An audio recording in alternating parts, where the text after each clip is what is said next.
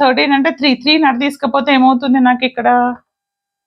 This is 3 కదా, -3 అటు వెళ్తే +3. ఓకే, ఈ రెండింటిని సాల్వ్ చేశాను నేను. కావాలంటే మీరు చెక్ చేసుకోండి.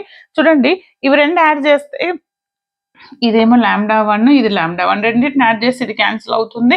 2 λ1 = 4 అవుతుంది. And λ1 = done. λ1 2 వచ్చింది. ఆ వచ్చిన λ1ని ఇక్కడ సబ్స్టిట్యూట్ చేశాను. నౌ ఐ గాట్ λ2 కూడా వచ్చింది. క్యాలిక్యులేషన్ చేశాను నేను.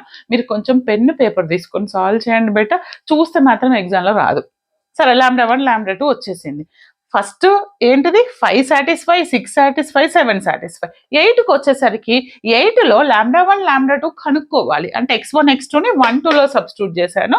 అప్పుడు ఏం చేస్తాను, λ1 λ2ని ప్రోడక్ట్ చేస్తే greater than or equal to 0 రావాలి. అంటే గ్రేటర్ దెన్ అన్న రావాలి,